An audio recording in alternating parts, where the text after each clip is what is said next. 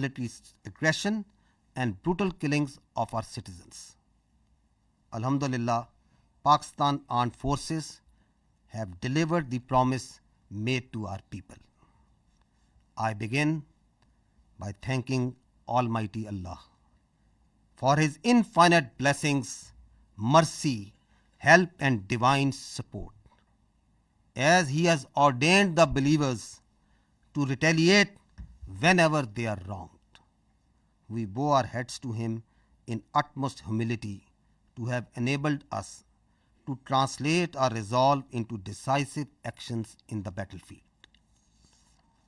Our hearts and sympathies are with the wards and families of the Shuhada who sacrificed their lives for the beloved country, and our prayers are for the quick recovery of our injured countrymen.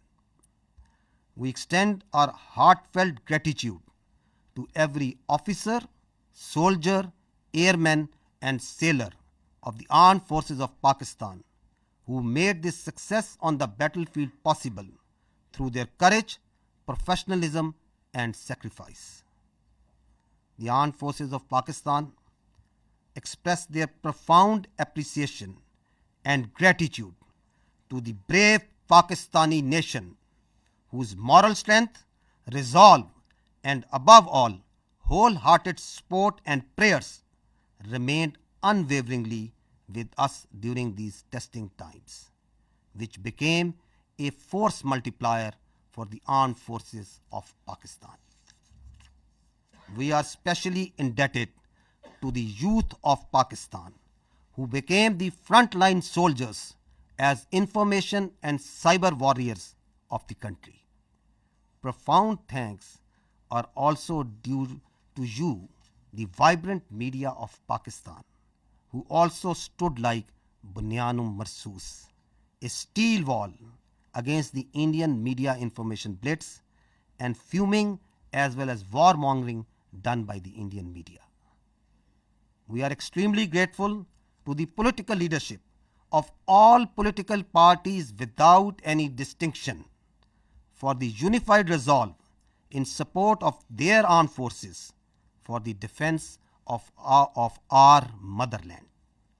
The armed forces are specifically grateful to the inspiring leadership of the Prime Minister of Pakistan and his cabinet ministers for taking destiny-changing decisions of the country and steering it through this critical situation. Let me share now the operational details of Operation Bunyanum Marsus. Ladies and gentlemen, Pakistan's response was a textbook demonstration of integrated tri-services jointness enabled by real-time situational awareness, network-centric warfare capabilities and seamless multi-domain operations. This synergy across air, land, sea and cyber domains allowed for precision engagements, overwhelming lethality and rapid tempo. All platforms operated in synergy, delivering coordinated effects at carefully selected decisive points. Using precision-guided long-range Fateh series missiles F-1 and F-2 of Pakistan Army, precision munitions of Pakistan Air Force, highly capable long-range loitering killer munitions and precision long-range artillery. 26 military targets as well as facilities that were used to target Pakistani citizens and those enterprises that were responsible for fomenting terrorism in Pakistan were engaged in Indian illegally occupied Jammu and Kashmir and also mainland India. The targets included Air Force and aviation bases at Suratgarh, Sirsa, Bhuj, Nalia, Adampur, Bhatinda, Barnala, Halwara, Avantipura, Srinagar, Jammu, Udhampur, Mamoon, Ambala and Pathankot, which all sustained major damages. BrahMos storage facilities at Beas and Nagrota were also destroyed, which had fired missiles on Pakistan, killing innocent civilians, our flower-like children, our ladies and our elderly. S-400 battery system at Adampur and Bhuj was also attacked by our proud Pakistan Air Force. Military logistic and support sites which helped sustain this unlawful operation against innocent Pakistani civilians, like Field Supply Depot at Uri and Radar Station at Poonch, were also targeted. Military command headquarters, which helped plan the operational killing of our innocent citizens, especially the children, including 10th Brigade and 80 Brigade at KG Top and Nushaira, were also destroyed. Facilities which harbor, train and capacitate proxy elements that perpetrate terrorist attacks inside Pakistan, which kill innocent civilians, were specifically identified and destroyed. These include Intelligence Fusion Support Units and its forward field elements at Rajouri and Nushaira. Across the line of control, military elements including headquarters, logistic bases, artillery position and posts that had caused civilian casualties in Azad Jammu and Kashmir through unprovoked artillery and small arms fire were relentlessly targeted and heavily damaged until they raised white flags and asked for restraint. India used drones to violate Pakistani airspace to intimidate our civilians and spread fear. All through Operation Banyanum Marsoos, dozens of Pakistani armed drones hovered over Indian major cities and sensitive political and government facilities, including their capital, New Delhi. And from Indian illegally occupied Jammu and Kashmir all the way up to Gujarat to manifest clearly our lethal long-range unmanned capability, to indicate the futility of the use of this domain in warfare. Pakistan Armed Forces also carried out comprehensive and effective cyber offensive to temporarily cripple and degrade critical infrastructure and services that were being used by Indian Armed Forces to sustain their operations. Let me tell you that Pakistan Armed Forces possess an adequate suite of very sophisticated niche military technologies, only some of which were used with restraint in this conflict, and there are many more such capabilities being kept as future surprises. Despite all this, let me say that compared to Indian relentless provocations, Pakistan's military response has been precise, proportionate and still remarkably restrained.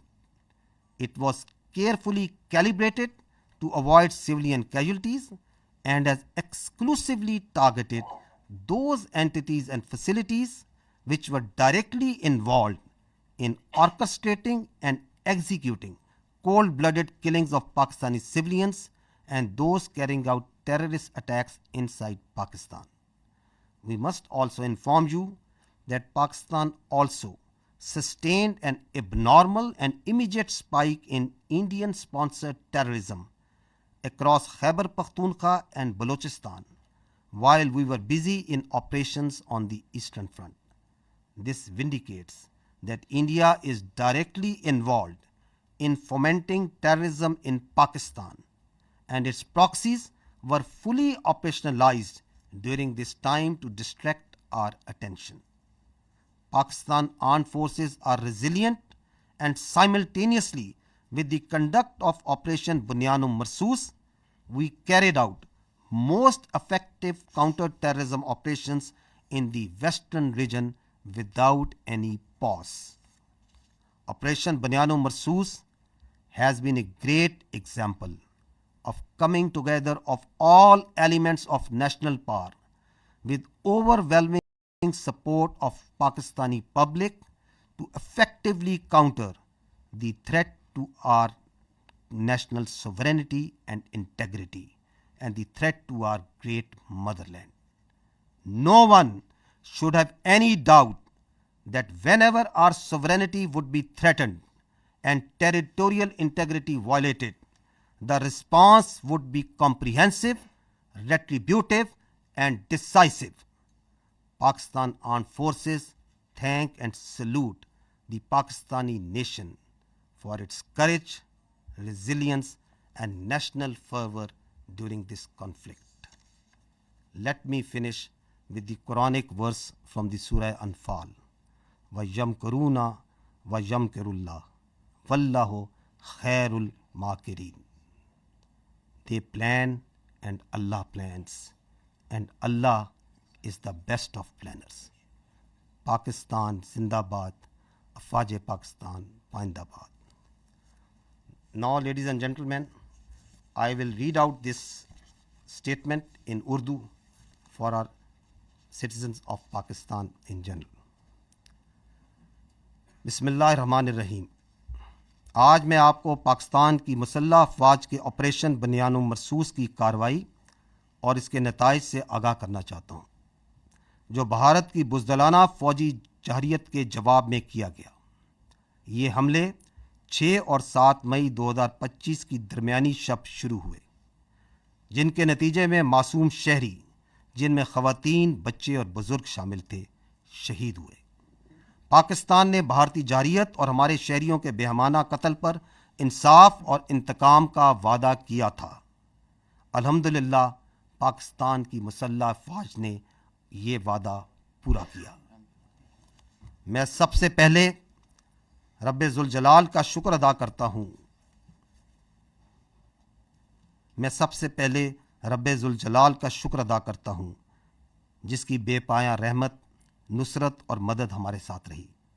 अल्लाह ताला ने मोमिनों को हुक्म दिया है कि जब उन पर जुल्म हो तो वो जवाब दें। हम अल्लाह के हजूर सजदा रेज होते हैं कि उसने हमें अपनी अज़्म को फैसला कुन अमल में ढालने की तौफीक अता फरमाई। हमारे दिल और दुआएं इन शोहदा के ख़ानदानों के साथ हैं, जिन्होंने अपनी जानें मादरे वतन पर कुर्बान कर दी। हम ज़ख्मियों की जल्द सेहत याबी के लिए भी दुआगो हैं। हम पाकिस्तान की मुसल्लह अफवाज के हर ऑफिसर, सिपाही, एयरमैन और सेलर के बेहद मशकूर हैं, जिन्होंने अपनी जुर्रत, पेशावराना महारत और कुर्बानी से मैदान जंग में कामयाबी को मुमकिन बनाया। हम पाकिस्तान की मुसल्लह अफवाज पूरी कौम, खुसूसन नौजवानों के जज्बे, हौसले और भरपूर हमायत पर दिल की गहराइयों से शुक्रगुजार हैं, जिन्होंने मुश्किल तरीन वक्त में हमारे हौसले को कई गुना बढ़ाया। हम पाकिस्तान के उन नौजवानों के भी मकरूज़ हैं जो साइबर और इंफॉर्मेशन के महाज पर सफ़े अव्वल के सिपाही बने। हम पाकिस्तान के मुतहर्रिक और बहादुर मीडिया के भी शुक्रगुजार हैं, जिन्होंने भारत के प्रोपेगेंडा और जंगी जुनून के ख़िलाफ़ बुनियानो मरसूस यानी एक आनी दीवार की तरह खड़े हुए। हम बिला तफरीक तमाम सियासी जमातों की क़यादत के भी ममनून हैं, जिन्होंने सियासी इख्तलाफात से बालातर होकर वतन के दिफा में मुत्तहिद होकर अफवाज पाकिस्तान के शाना बशाना खड़े होने का बेहतरीन मुजाहरा किया। मुसल्लह अफवाज बिलखसूस पाकिस्तान के वज़ीर आज़म और उनकी काबीना की कायदाना सलाहियतों और जुर्रतमंदाना फ़ैसलों की भी कदरदान हैं, जिन्होंने मुल्क को इस नाज़ुक मोड़ पर दुरुस्त सिमत में रहनुमाई फराहम की। ख़वातीन व हज़रात, अब मैं आपको ऑपरेशन बुनियान मरसूस की तफसीलात से आगाह करूँगा। पाकिस्तान का जवाब एक निसाबी नमूना था, जिसमें तीनों अफवाज की मुकम्मल हम आहंगी के साथ हकीकी वक्त पर सूरत हाल की आगाही, नेटवर्क सेंट्रिक वॉरफेयर और मल्टी डोमेन ऑपरेशंस की मुकम्मल सलाहियत बरोकार लाई गई। ज़मीन, फ़ज़ा, समुंदर और साइबर स्पेस में मुकम्मल हम आहंगी से अहम अहदाफ को तबाह किया गया। पाकिस्तान फ़ौज के F1 और F2 दूर मार करने वाले मिसाइल, पाक फ़ज़ाइया के जदीद प्रिसाइस मिनिशन, तवील फासले तक मार करने वाले लोइटरिंग एमिनिशन और जदीद प्रिसाइस अटरली के ज़रिए भारत के 26 अहम फ़ौजी अहदाफ को निशाना बनाया गया। वो तनसीबात जो पाकिस्तानी शहरियों को निशाना बनाने के लिए इस्तेमाल हुई और वो तनसीबात जो पाकिस्तान में दहशतगर्दी को फ़रोग़ देने में इस्तेमाल होती हैं, और इन तनसीबात को ना सिर्फ भारतीय गैर कानूनी ज़ेर तसल्लुत जम्मू और कश्मीर में बल्कि भारत के अंदर भी निशाना बनाया गया। निशाना बनाने वाले फ़ज़ाई और हवाई अड्डों में एयरफोर्स और एविएशन बेसिस सूरतगढ़, सिरसा, भुज, नालिया, आदमपुर, भटिंडा, बरनाला, हलवाड़ा, अवंतीपुरा, श्रीनगर, जम्मू, उधमपुर, मामून, अंबाला और पठानकोट शामिल थे। ब्यास और नगरोटा में मौजूद ब्राह्मोस मिसाइल के ज़खायर जो पाकिस्तानी शहरियों पर हमलों में इस्तेमाल हुए, उनको तबाह किया गया। S-400 एयर डिफेंस सिस्टम को पाक फ़ज़ाइया ने भूज और आदमपुर में निशाना बनाया। उड़ी में फील्ड सप्लाई डेपो और पुंछ में रडार स्टेशन जैसे लॉजिस्टिक और सपोर्ट मराकज़ को भी निशाना बनाया गया। केजी टॉप और नौशहरा में मौजूद 10 ब्रिगेड और 80 ब्रिगेड की कमांड तनसीबात को भी तबाह किया गया। ये वो तनसीबात हैं जहाँ से बिला इश्तियाल फायरिंग करके मासूम बच्चों और औरतों को निशाना बनाया गया। राजौरी और नौशहरा में मौजूद मिलिट्री इंटेलिजेंस की यूनिटें और उनके फील्ड अनासिर जो पाकिस्तान में दहशतगर्दी में मुलव्विस प्रॉक्सीज को सपोर्ट देते थे, उनको भी ख़त्म किया गया। लाइन ऑफ कंट्रोल के पार वो तमाम आर्टिलरी, लॉजिस्टिक और पोस्टें जो आज़ाद जम्मू एंड कश्मीर में सिविलियंस पर फायरिंग करती थीं, उन पर शदीद और मुसलसल जवाबी कार्रवाई की गई, यहाँ तक कि उन्होंने सफ़ेद झंडे उठा लिए। भारत ने ड्रोन्स के ज़रिए पाकिस्तानी फ़िज़ा की खिलाफ वर्जी की ताकि अवाम में खौफ फैलाया जा सके और उनको हरासा किया जा सके। इसके रद्द अमल में ऑपरेशन बनियानो मरसूस के दौरान पाकिस्तान की मुसल्लह ड्रोन्स भारत के बड़े शहरों इंक्लूडिंग दारुल हुकूमत न्यू दिल्ली और illegally occupied Jammu and Kashmir से लेकर गुजरात तक मुसलसल परवास करते रहे ताकि पाकिस्तान की सलाहियत का न सिर्फ इजहार किया जा सके और बल्कि ये बताया जा सके कि इस ड्रोन्स के डोमेन का मौजूदा वॉरफेयर में कोई फ़ायदा नहीं। पाकिस्तानी फ़ौज ने भरपूर साइबर हमले भी किए जिनके नतीजे में उन भारतीय अहम मवासलाती और इंफ्रास्ट्रक्चर निज़ाम को मफलूज किया गया जो कि भारतीय फ़ौज के इस्तेमाल कर रही थी। ये याद रहे कि पाकिस्तानी फ़ौज के पास ऐसी कई जदीद जंगी सलाहियतें मौजूद हैं जिनका कुछ का इस्तेमाल इस तनाज़े में महदूद सतह पर किया गया और कई सलाहियतें आइंदा के लिए महफूज रखी गई हैं। इन सब इक़दामात के बावजूद मैं वाज़े करना चाहता हूँ कि भारत की मुसलसल इश्तियाल अंगेज़ी के मुकाबले में पाकिस्तान का रद्द-ए-अमल निहायत दुरुस्त, मतवाज़न और महदूद नौइयत का रहा।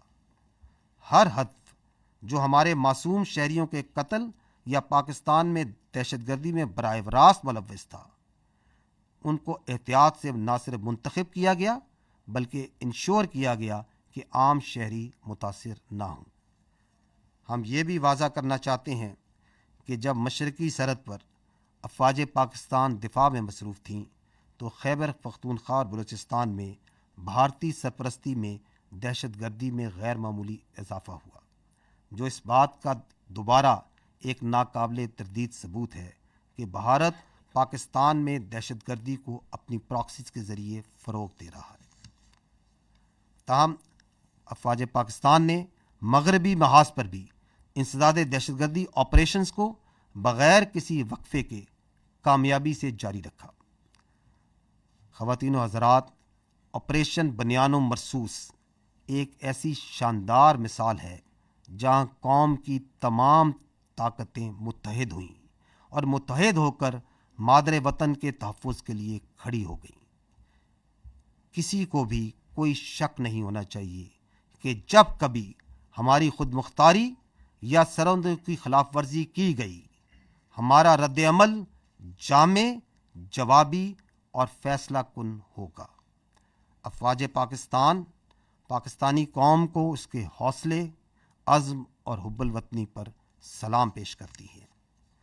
और आखिर में मैं सूरह अनफ़ाल की इन आयात पर ख़त्म करना चाहूँगा, व यमकुरूना व यमकुरुल्लाहु वल्लाहु खैरुल माकिरीन। वो तो अपनी तदबीरें कर रहे थे और अल्लाह अपनी तदबीर कर रहा था, और वो सबसे मुस्तहकम तदबीर करने वाला है। पाकिस्तान जिंदाबाद, अफवाज पाकिस्तान पाइंदाबाद। अब मैं आपको इस ऑपरेशन की मज़ीद जुज़ियात से आगाह करने के लिए आपकी तवज्जो स्क्रीन की जानिब मकबूल कराना चाहूँगा।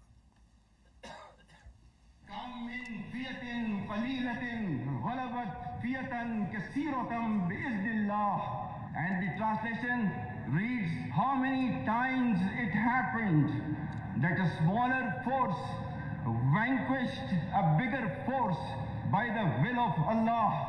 History has proven that the complete nation and its armed forces have always stood together with all their might against any act of aggression. Alhamdulillah, we have the will, capacity and capability to protect our sovereignty and territorial integrity, and we are all well aware of the ways and means to do it. Our forefathers, they have sacrificed immensely, and we have sacrificed a lot for the creation of this country, and we know how to defend it. If this great Pakistani nation and the Pakistani armed forces, if 1.3 million Indian army with all their wherewithal, if they cannot intimidate us and they cannot coerce us, these terrorists can subdue the armed forces of Pakistan. हम सिर्फ ये कहना चाहते हैं कि ना हम तुम्हारी ताकत, ना तुम्हारी मकारी और तुम्हारी जारियत से मरूब होने वाली कौम है। Now you just wait for our response.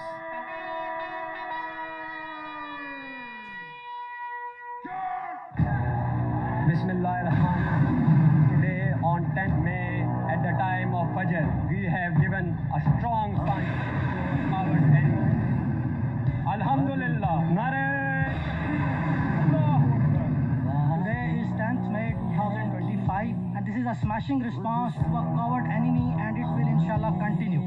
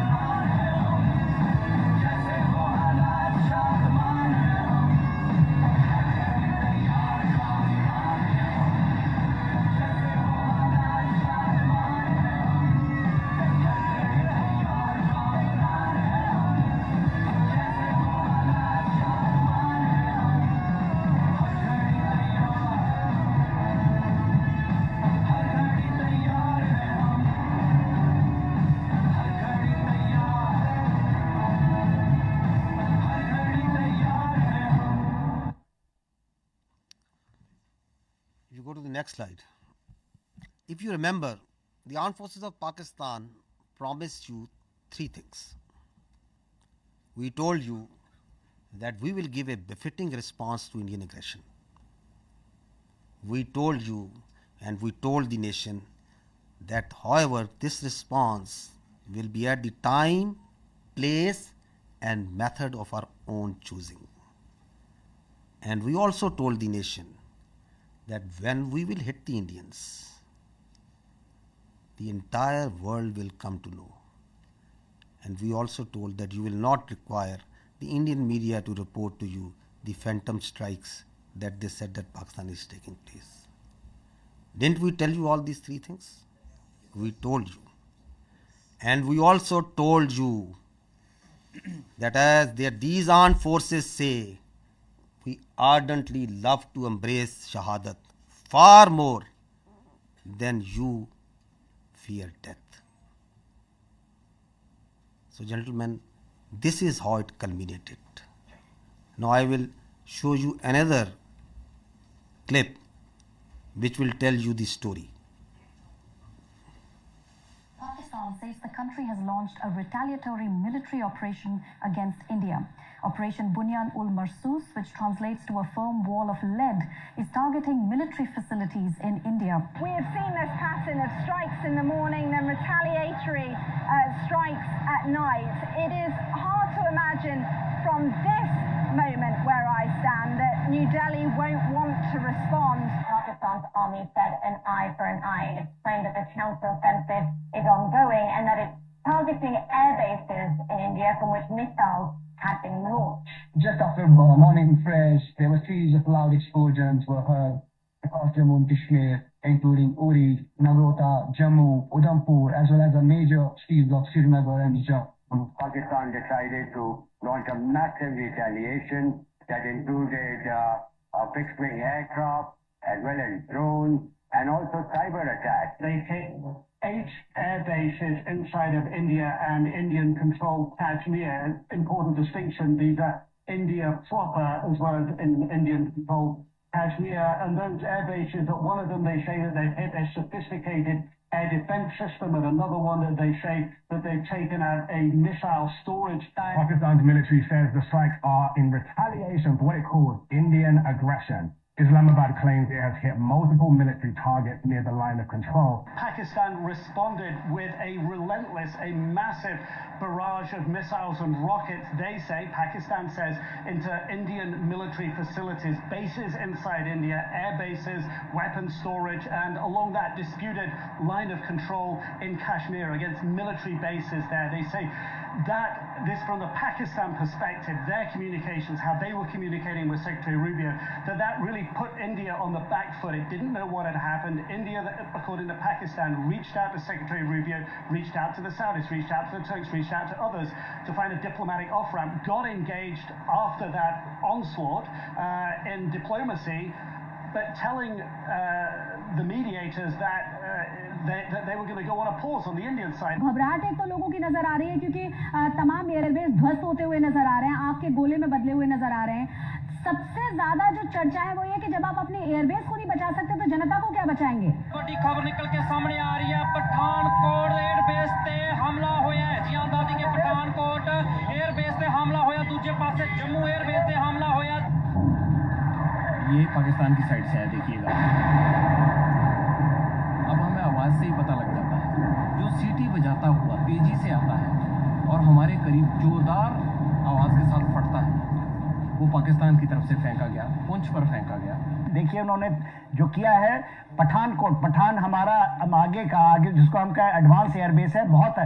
उन्होंने उधमपुर में किया है, ये किया है श्रीनगर के पास में किया है, अवंतीपुर में. सिरसा को आपने बताया एयरबेस है वहां पर, उसको उसने टारगेट किया है, और तो वो ड्रोन्स के साथ साथ अपनी बड़ी मिसाइल भी दाग रहा था. पूरी तरह से धमाकों की जो आवाजें हैं वो राजौरी, पुंछ के साथ साथ जम्मू के अलग अलग इलाकों में यहाँ पर सुनाई दे रही हैं. पाकिस्तान बिल्कुल आखिर में ये इस्तेमाल करेगा और पाकिस्तान तो शुरू में ही इस्तेमाल कर रहा है। ये वह और भी बहुत सारे मिसाइलों का जखीरा है और इससे भी ज्यादा कारगर मिसाइल है। The attacks that have been coming in from the Pakistani forces, we saw how they lit up the entire border area all the way from the north in Kupwara, in Uri, where the ceasefire violations were taking place. Then we saw the drone strikes which were taking place in the Jammu area, all the way down to Bhuj. There were several attacks coming in from the Pakistan side, several drone strikes which were coming in from the Pakistan side. So again remember and see that didn't the whole world hear and report? Because that's what we promised. Your armed forces promised and delivered that. Now I would like to draw your attention to the next clip, that how the Indian Ministry of Defence itself reported this. Pakistan military continued with its provocations, carrying out aggressive actions employing multiple threat vectors all along the western border. Pakistan employed UCAV, drones, long-range weapons, loitering munitions and fighter aircrafts to target military infrastructure. Pakistan military also resorted to air intrusions using drones and firing of heavy caliber weapons along the line of control. Air intrusion and several harassment attacks were also attempted from Srinagar till Nalia at more than 26 locations. Damage was sustained to equipment and personnel at Indian Air Force stations at Udhampur, Pathankot, Adhampur and Bhuj. There were also several high-speed missile attacks noticed with heavy damages to other military stations in Kupwara, Baramulla, Poonch, Rajouri and Akhnur sectors continued. Indian Armed Forces reiterate their commitment to non-escalation, provided it is reciprocated by the Pakistan military. भारतीय सशस्त्र बल दोहराते हैं कि वे तनाव वृद्धि नहीं चाहते, बशर्ते पाकिस्तान भी ऐसा ही व्यवहार करे. So did you find even there from the Indian statements that did Pakistan attack anything other than military targets? No. Did any international media, even Indian media, what are they reporting? Precise targeting of the military installations, posts. We told you that we don't target civilians. Our religion does not allow us. Our culture does not allow us. Our professionalism of these armed forces doesn't allow us. That we will never target civilians. So they are even acknowledging that. And they are also saying that once they received the message, once they got the message, then who asked for non-escalation? Who requested that they want non-escalation, that the things should go down? So it's for all to see. So now I will request first Vice Admiral Rab Nawaz to give you a short brief on the naval operations that were part of the Operation Bunyanu Marsoos, followed by Air Vice Marshal Aurangzeb on the air operations. And after that, we will take your questions and answers. Thank you. Thank you, sir. Ladies and gentlemen, I'll very briefly talk about the role of Pakistan Navy in the defense of Pakistan during this particular crisis.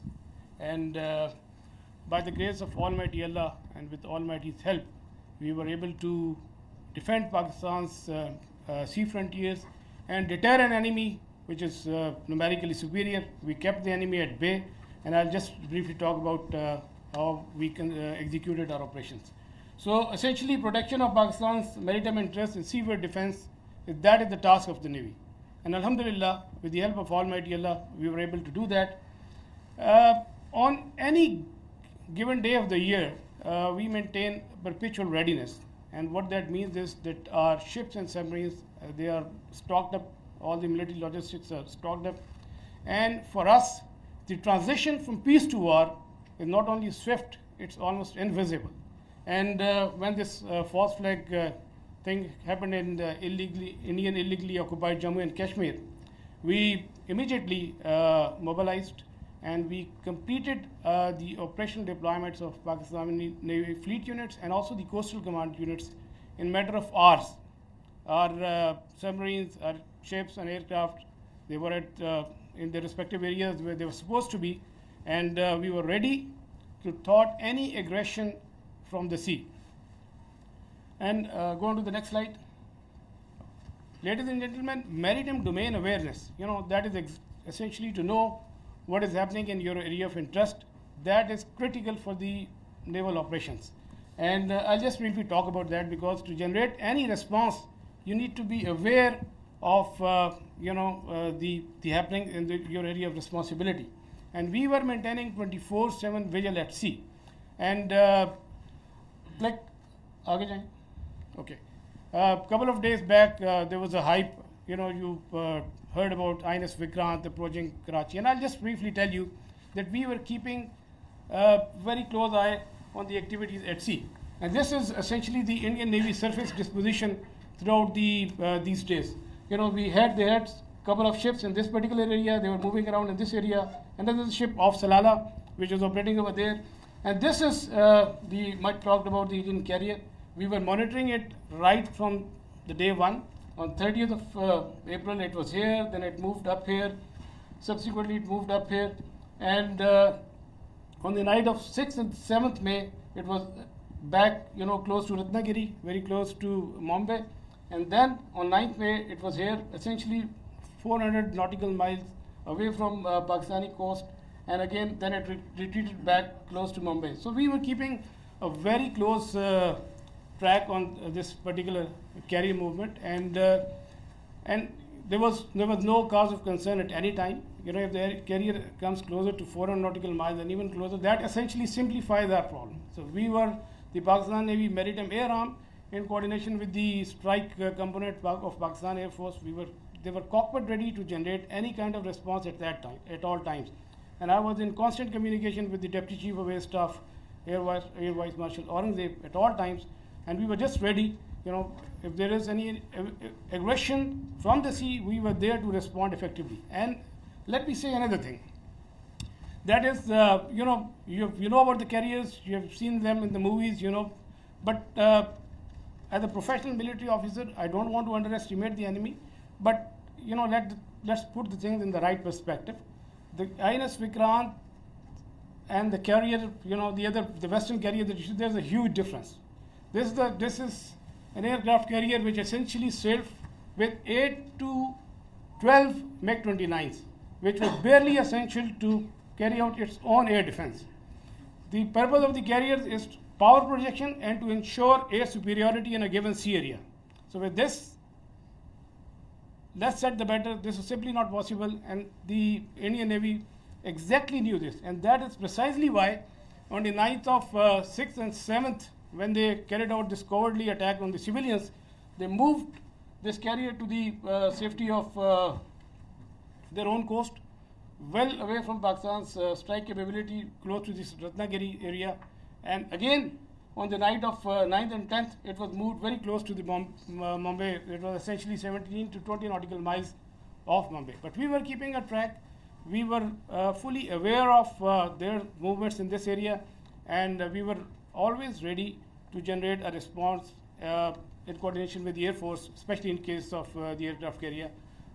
Subsurface elements, the offensive element, they were offensively deployed. They were in their respective areas and ready to generate a response. And also, you might have seen this footage. We were not only in the surface domain, but we were essentially effectively monitoring their air surveillance things.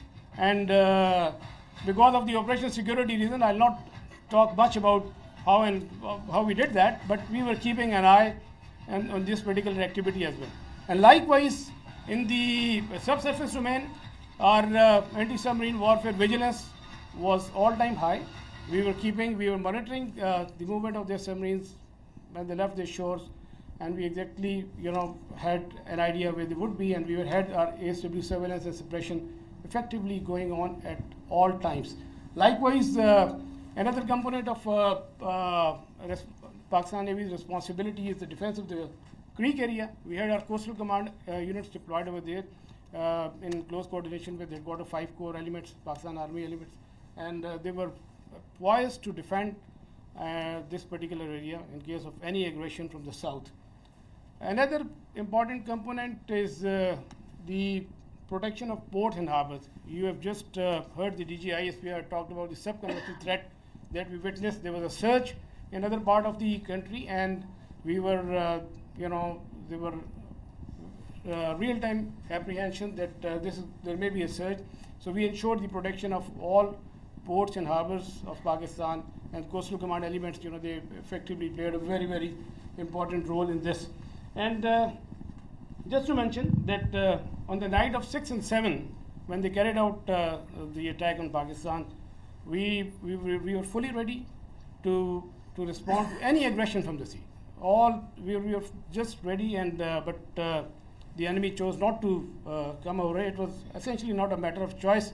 I would say it was a matter of compulsion, because enemy fully understood the cost it would have incurred had it ventured from the sea. And likewise, वापस जाइएगा, go back please, go back. And a few words about the missile threat that you have talked about. You must have heard the enemy missile attack. We were keeping a very close eye on enemy deployment in this area, from where they can potentially launch a missile threat towards Karachi.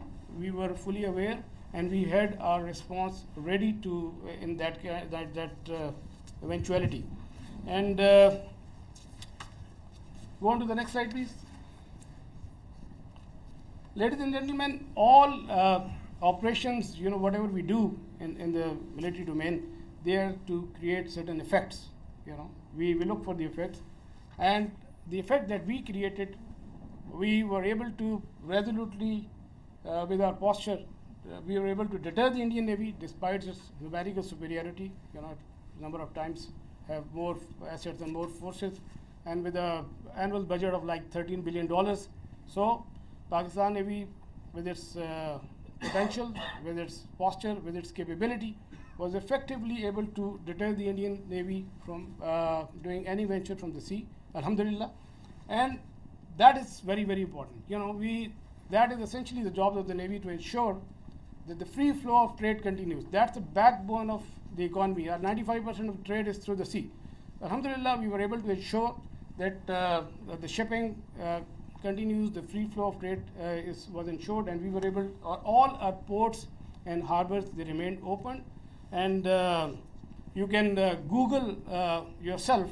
So what was the case on the other side? You can Google about Kanda and Mandra, and there was some disruption, but that you can check for yourself. But alhamdulillah, we were able to effectively ensure this. Next. We had a wonderful inter-services synergy, very effective communication, and like I said, I was in constant touch with the DGMO and the Deputy Chief of Air Staff Operations. At all times, we fully coordinated our operations, and alhamdulillah, and I think that's really successful for execution of maritime operations. Aage chale.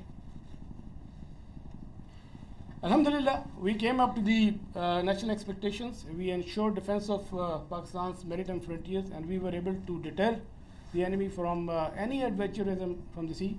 And ladies and gentlemen, let me tell you that we remain ever ready to thwart any aggression from the sea at all times. So we will keep our guard.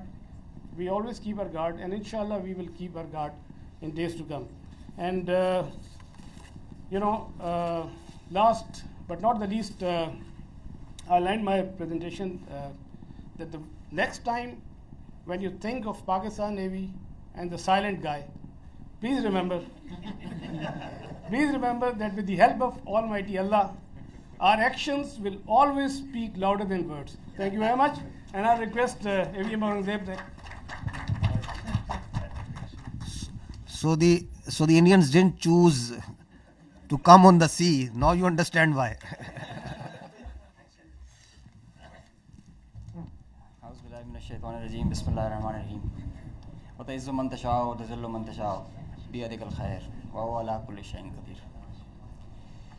On behalf of Pakistan Air Force, Chief of the Air Staff, Pakistan Air Force, I stand here with you all with deep-rooted humility and gratitude.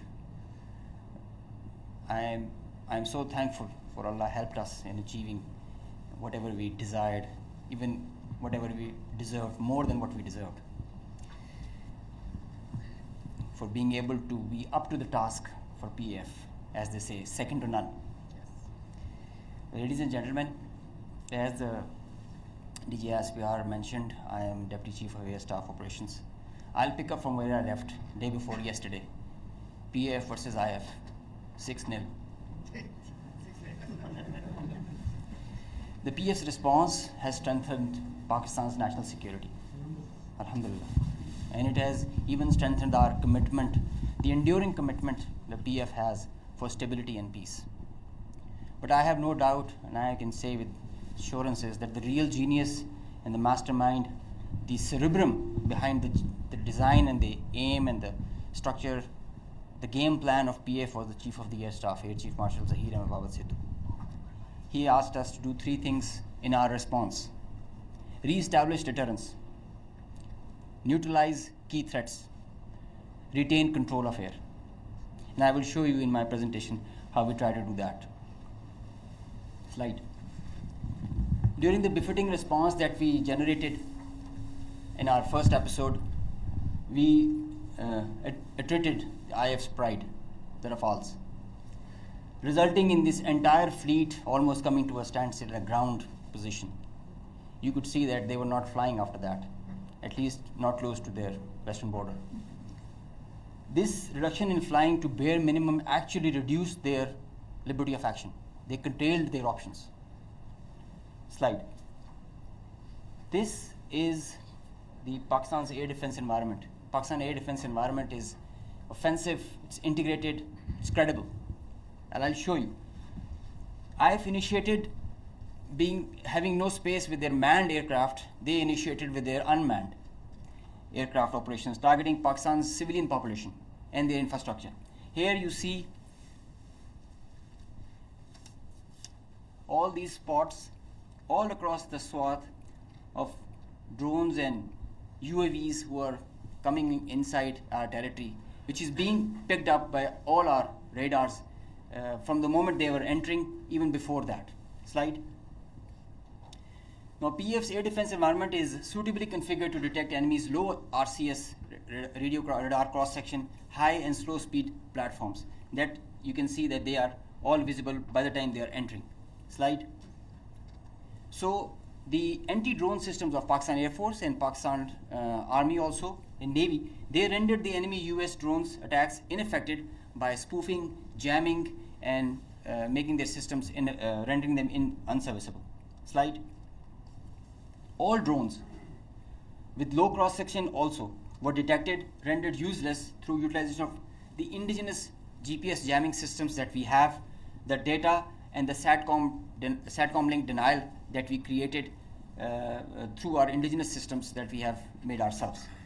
So whenever those systems were attacked with the soft kill, they had their error induced into the GPSs and they were going haywire. And whenever they were coming closer to any civil population or civil area of high value, a direct or a hot kill was achieved on them. Slide. So here you can see they were neutralized mid-air with the hard kill whenever they were coming close to any population or any area. Being in a sparsely populated area, they were left all around and they were applied with the soft kill.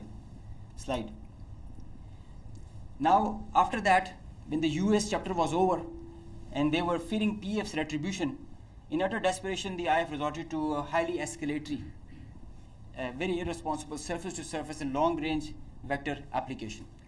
You can see this is Suratgarh and this is our base Rafiki. This is our eastern border, and you can see the BrahMos, high-speed BrahMos traveling almost at 3,000 kilometers per hour, who are going over there and coming numerous one after another. And now they were being attacked with PF's soft kill. We were inducing the errors into them, into the GPSs, which increased their CEP. The probability of missing their target increases, and hard kill was also achieved. Here you see one of the US has gone, if by the end of the slide you will see one of the US has overshot the target and gone ahead. This is the radar picture. You can see that they are going, this BrahMos will miss the target and will go ahead and fall in some no man's land. And they are being, one after another, they are coming back, crossing the borders. They are being picked, slide. they are being picked as soon as they are being launched. So real-time launch, mid-flight and terminal phase of all SSM, PF has the capability. Our air defense system, as I just mentioned, is very offensive, integrated and credible. So here you see that they are being launched from Bhuj area. This is the southern part of the country. And this is our airfield Bhulari. You must have mentioned, you have seen there were a lot of mention from the our counterparts. Here you see this BrahMos is coming. It's almost reaching the target, and you'll see when we will apply the soft kill, look what happened to it. It moved left and then disappeared towards the ground. I mean, this is the radar evidence that we have, that there so many of their vectors missed the targets. A lot of them did make, because they were throwing like hundreds of them. Next slide. There's one more very interesting thing that I would like you to all see. This is where it is launched from our eastern side towards Jaisalmer. This is our airfield Shahbaz, Jacobabad. Now this BrahMos is crossing on top of Shahbaz, and it is going towards our western border, almost to our neighboring country, towards that. And you can see this is going there, it's going ballistic. Now they are not even threatening their neighbor, they are threatening the regional stability of the whole continent and the larger area. So effective sensor to shooter grid that was made by PAF, and the potent hard and soft kill capability that led to the missed target opportunities for lots of their surface to surface and long range vectors. Slide. Now this is another thing that I want you to all to see. This is a launch of a high speed projectile that has been launched from their area surrounding Adampur. Now these are the vectors where our radars are picking them, and it is disappearing short of Amritsar area within their own territory. I mean, this is the most absurd kind of a targeting psychology or practice that you would see, that you are not only targeting neighboring countries to your enemy, if they consider it, and your own people as well, jeopardizing their safety. I mean, this is the high-speed project impacting within own territory, and we have other pictures for that also. This is the repeat occurrence that happened the other night also. Slide. Now the PF's response, I would like you all to pay attention to that, because this is kind of a dizzy slide, but I will go one by one so that it's all clear. PF's response, PF's effective spectrum warfare, which supplemented the kinetic ops that we envisaged to take. The integrated, seamless, synchronous utilization of EW, cyber and space domains, coupled with the synergetic all-domain offensive response, which orchestrated following a very intricate targeting mech, the mechanism that we undertook to engage the targets, of swift, calibrated, effect-based approach to operations, which was undertaken across complete swath of the Indian Western Front. Now you have seen in the video montage that the whole border was exposed by PF and our armed forces. So starting from the north across LOC till Kandla, with targets including airfields, ammo dumps, as far and as deep as Delhi. I mean, you can say something about Islamabad, which is a stone's throw distance, and Delhi, with, as the DGISPR mentioned, some other cards up our sleeves with more ranges. The Barnala C2 center, which is the heart of their IACCS, and other airfields, Nalia Bhuj and Kandla, as they mentioned. You can see, Google it also so that you can see the effects. PF's hypersonic missiles, unmanned force, stand-up weapons, and long-range vectors all were on the menu for the multi-domain operations that we undertook. So PF utilization of niche and disruptive capabilities struck deep inside the enemy, and there were like hundreds of drones that were there. Hypersonic, engaged targets, deep, precise, lethal, destructive. Slide. Just go back. I will explain the slide that is coming ahead. So our aim was to achieve ascendancy in effects, so that we manage the escalation throughout the conflict of whatever length it was. We had the escalation management at our side. So within a short span of time of couple of hours, we had really saturated our friendly neighborhood. Next slide. This much talked about S-400 threat. As I mentioned that we were giving special attention to the Rafales in the air, so we gave our remaining part of our attention to the S-400 on ground. Now identifying S-400, attacking them is a easier part than identifying it on ground, because it is mobile, it's a high value thing, and you guard it. It's kind of a center of gravity. So we were tracking through our satellite imagery well before the hostilities, as we usually do. So we had pinpointed S-400. As you can see, we knew that this is parked. It's cheeseboard radar, and the other part of the radar, the other constituents of the whole S4 battery. Slide. These coordinates, go back.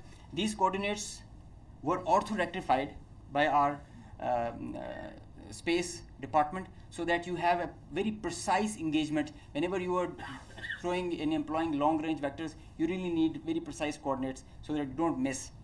So S-400 was at Adampur was targeted like that. Next. As I mentioned, some niche technologies and capabilities were employed. So our loiter munition and killer drone strike at PF. At Adampur, you can see this was their complex and command and control, magnified before and after. It's not there. Now these kind of pictures, loads of pictures are there for targets.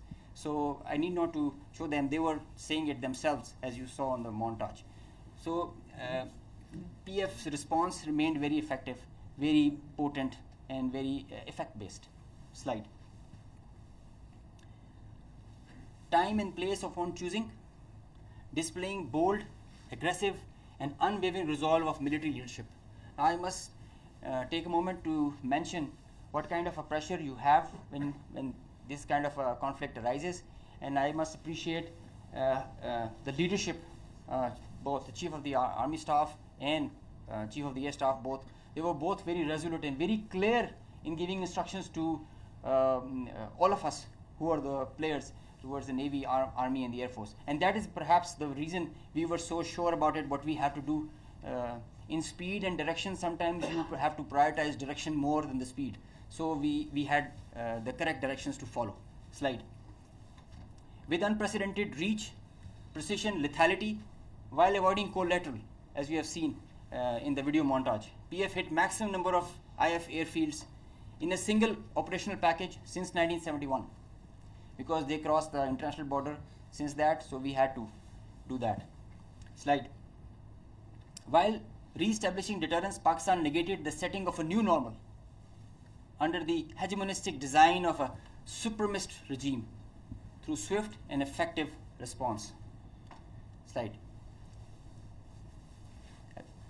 On a closing note, from Pakistan Air Force, PF remains committed to ensure Pakistan's airspace sovereignty and pursue peace with strength. Thank you. So, ladies and gentlemen, after these presentations, you can understand that Army, Air Force, and Navy, the tri-service synergy that was exhibited, and all the three services acted jointly like one body. And just a mention on the air bases that were targeted by the Indians. We have the post-damage assessment report from all. There has been certain infrastructure damage. Of course, there has been. Only one aircraft has minor damage, which will be repaired and soon operational again. So, because the air defense system of Pakistan worked efficiently and very effectively. A few examples of that have been given to you by the AVM organization. The drones that came in, 84 were shot and they never went back. And we also promise you that they can send anything. Whatever they will send, it will not go back. So that's a promise also that we kept. So now we can start with the question and answer. And before that, we again first bow our heads in humility to Almighty Allah for giving us this great success, and the people of Pakistan for the support that was with the armed forces. And the armed forces and the people of Pakistan were one body again. They worked together for thwarting this threat against this motherland? So we can have the first question.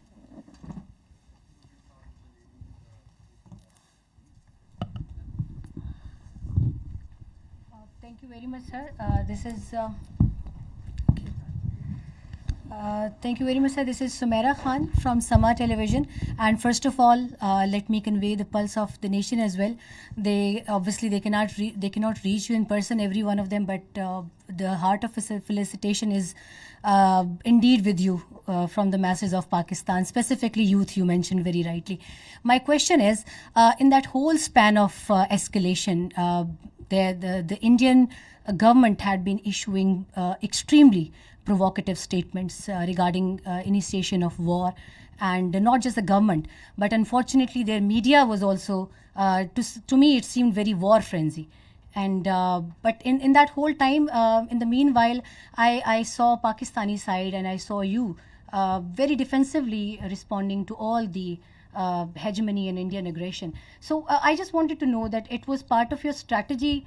What was that? Or you never wanted that escalation to rise to all those levels? And a quick comment from Aurangzeb as well, that the multi-domain, how would you elaborate it? How did you incur it in the PF strategy to kill the Indian side in the battlefield? Thank you. So as far as question to the escalation is concerned, let me say it. The reality is that in a conflict which is between two rival nuclear powers,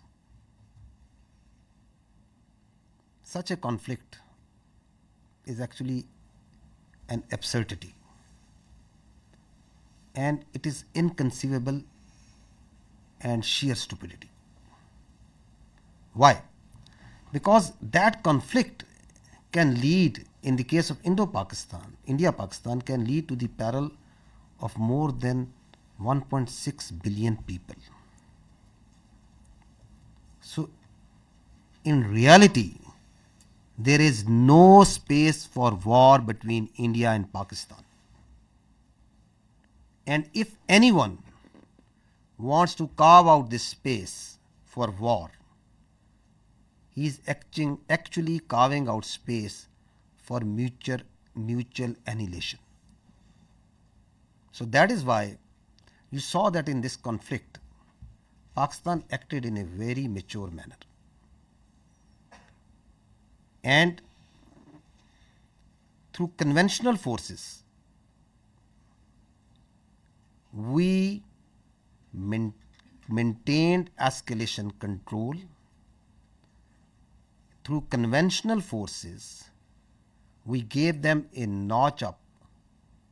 two-notch up response, while also ensuring that these forces, the Pakistan Army and the other forces that were employed on the Western Front, on the counter-terrorism operations, no pull is also exerted on them. Thank you. Can you hear me? Okay, you just asked regarding the multi-domain operations. It's a very good question, because this is the buzzword nowadays, but it's not actually something in air. It's a actual real milestone for PEF. The warfare has changed drastically, and so has everything that is associated with it. It's not the erstwhile concept where you can just get the number of aircraft in air and see. It's called a new EMSO, the electromagnetic spectrum operations. It's a whole new environment that is there. And everything that is regarding Air Force and in the air, it's concerning the electromagnetic spectrum. Now, air supremacy has to be preceded by a spectrum supremacy. And if you control the spectrum, you control the conflict. So Pakistan Air Force, and especially this is a thing that is pursued so vigorously by Chief of the Air Staff, that we have to have that spectrum warfare capability. And you saw how we manifested it. It is a combination of EW, space, cyber, air, land, and sea, command, control, communication, infrastructure, information. All these things, they are in the wider spectrum of electromagnetic operations. And that is how you create an environment. You create a EW web that you manifest in the whole operations. It has to be choreographed at each step and when to administer what.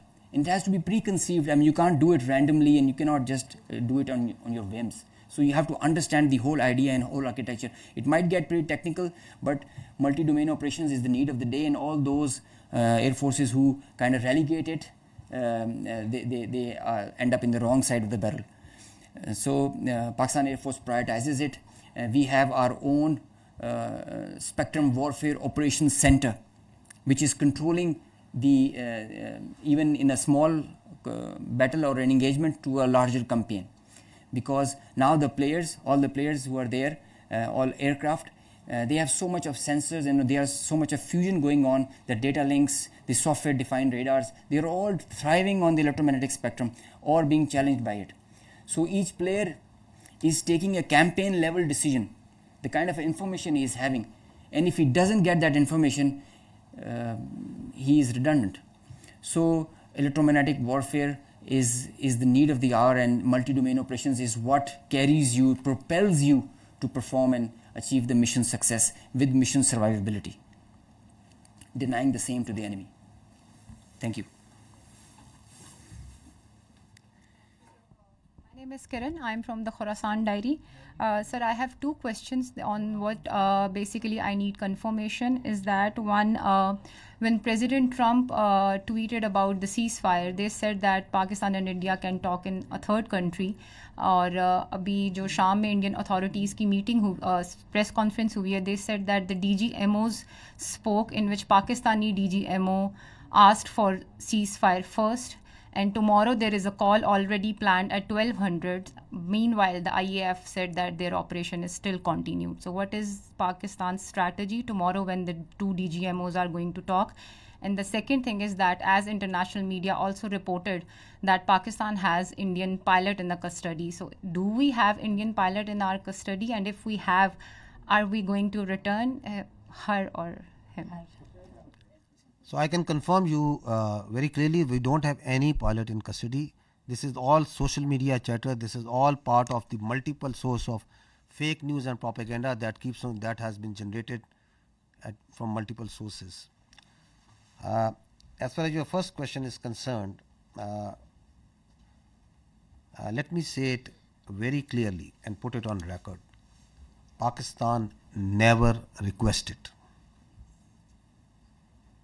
The fact of the matter is that on the night of 6th and 7th May, once those ghastly and cowardly attacks were made, the Indians requested after those attacks, and Pakistan gave a very clear response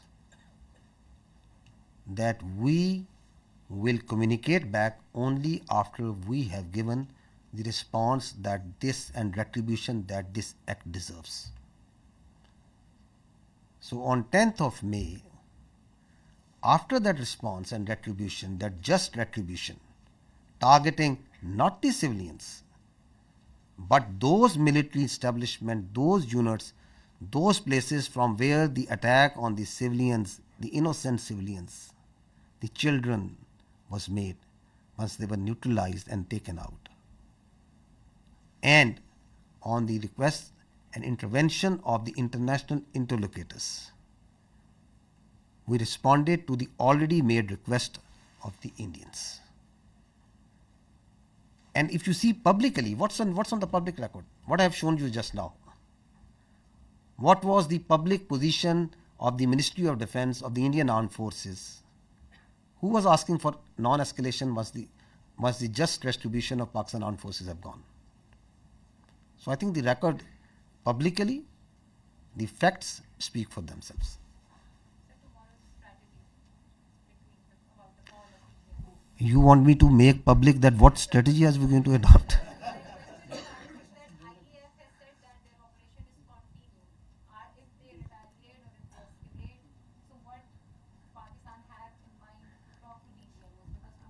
For any threat, anything that they can pose, posture, your armed forces are always vigilant and ready. We have proved it on ground multiple times. We can prove it. So, and we don't respond, and we are not here for a response that what they said, and so it's not that what they said that I have to say.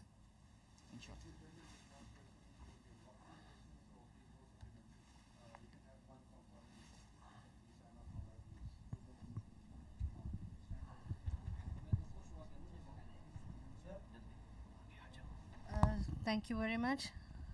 Okay, I'll come to you after that. Thank you very much. Saima Shabir from Arab News.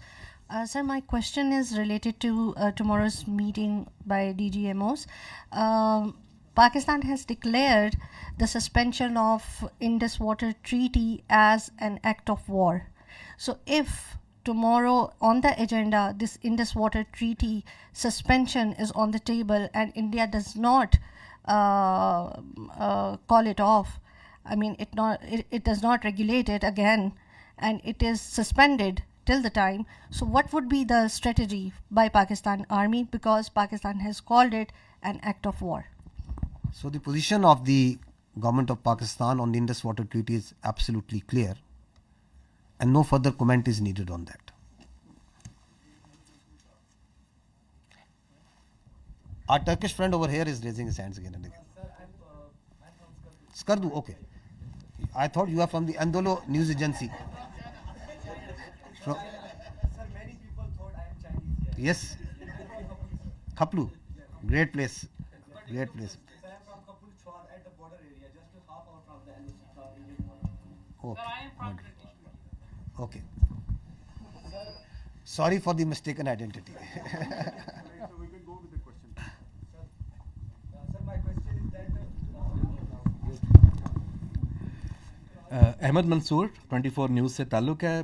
General साहब, हमारी जो forces की leadership है उसके लिए बहुत कुछ कहने को है, लेकिन मैं सिर्फ ये कहूँगा कि जो बॉडी लैंग्वेज स्ट्राइक्स आपने की हैं इस सारे कन्फ्लिक्ट में, उन्होंने भी बॉर्डर पर बड़ा कुछ हिला के रखा है।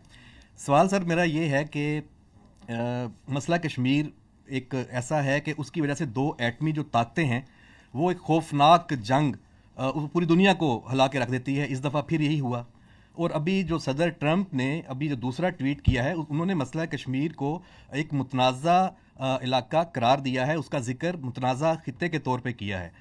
तो इंडिया तो इसको अपने तौर पे इसको गैर मुतनाज़ा कहे बैठा है, लेकिन क्या ये एक बड़ा नादर मौका नहीं है, सुनहरी मौका नहीं है पाकिस्तान के पास कि अब इस जो कन्फ्लिक्ट के तनाज़र में अब चूँकि दुनिया भी राब्ते में है, सबकी नज़रें हैं इस पर, तो पाकिस्तान दोबारा मसला कश्मीर को आलमी सतह पर लेके जाए, कोई इस मंतकी अंजाम इसका हो जाए? Kashmir remains central to the dispute between India and Pakistan. And peace between India and Pakistan will always elude till the time there is not the resolution of the Kashmir as per the United Nations resolutions and as per the will of the people of Kashmir. So that is important to understand. Till the time that is not done, there cannot be enduring peace between India and Pakistan. So this military conflict has once again put Kashmir right as the flashpoint which needs to be resolved, which needs to be as per the will of the people of the Kashmir. And you have alluded to the tweet and the international path, rightly understanding that this issue of Kashmir needs to be resolved. The problem here is that what we are seeing is, and I talked about it in my last press conference also, is that India continues to internalize this external problem. Kashmir is an external problem with Pakistan, India and the people of Kashmir.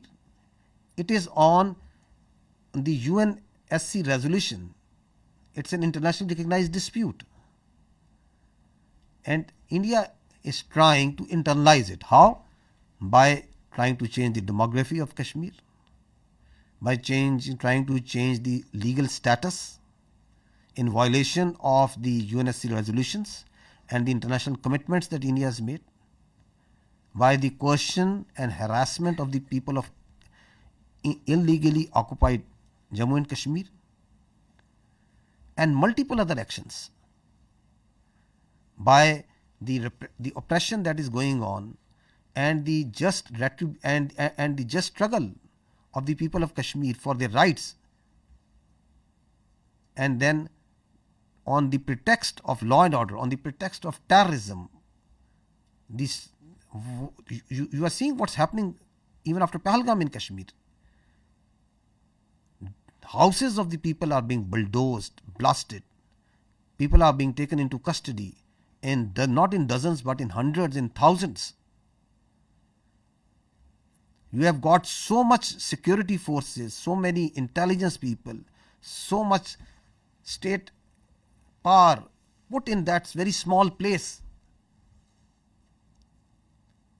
The rights of the people, the plight of the women, the plight of the children. So it's an international issue. Talk it out, find a solution which satisfies the will of the people. So that is what needs to be done as far as Kashmir is concerned.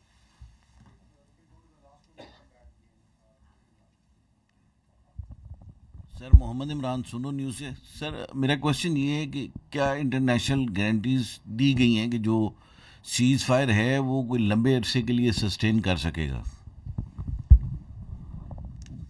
You see, being the spokesperson of the armed forces of Pakistan, I can state with 200% certainty that the Pakistan armed forces are holding the line of control ceasefire. No violation is being made by Pakistan Army or the armed forces.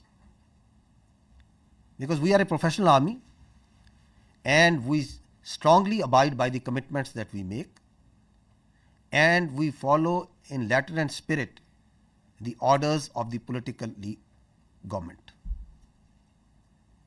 That's what the professional army does. Now, if you see in reality what's happening in Pakistan, Pakistan is celebrating peace. You go to the streets and towns of Pakistan, the Pakistanis are celebrating peace. Does it make any sense for Pakistan to start violating the commitment that we made? It doesn't make any sense, because we are a peace-loving nation, peace within and without. However, if there is any aggression, we will respond, and we respond then.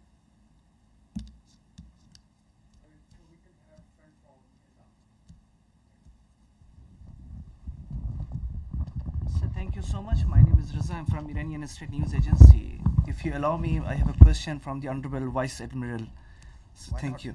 We have seen the activities of the Navy before the escalation and the readiness. As the Indian Navy P-81 was being closely tracked and even seen on media, why Pakistan Navy decided not to shoot it down?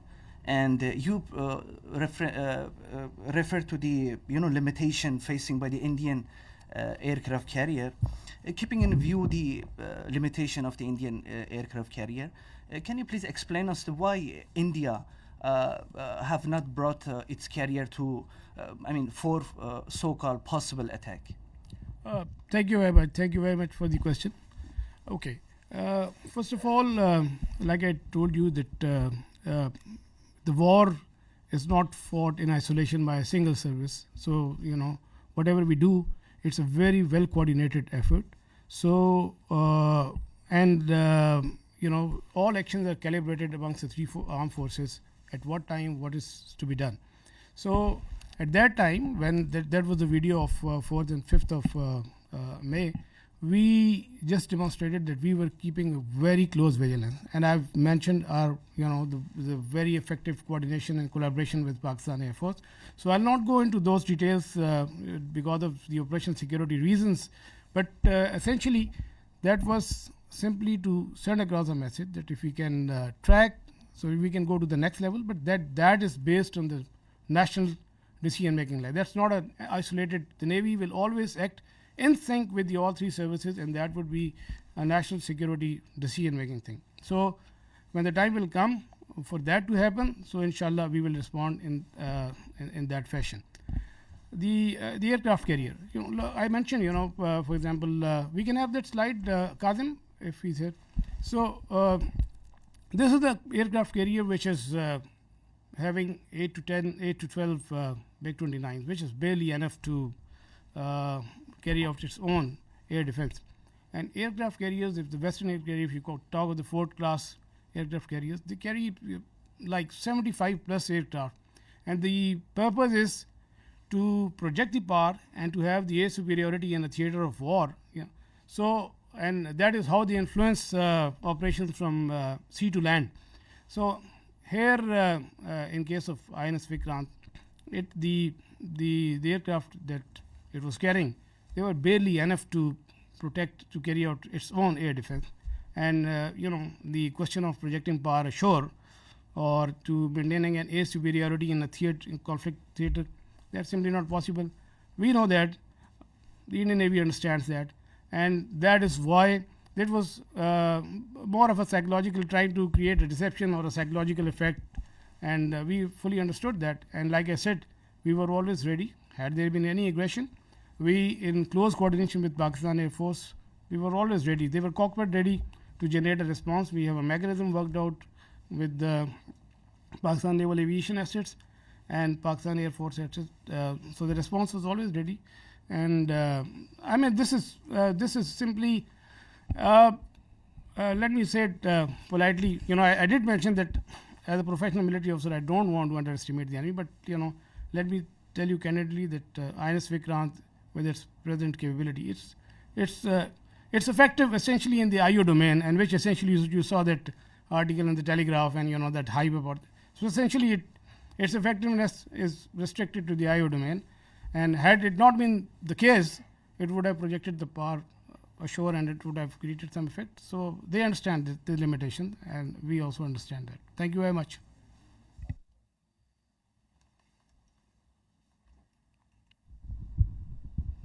जना साहब जी, खालिद महमूद जी, express TV से। जना साहब, Indian media ने जो 3 दिन में तूफ़ान बर्पा किया, उसको तो हम अच्छी तरह जानते हैं, उसका जवाब भी उनको दिया गया।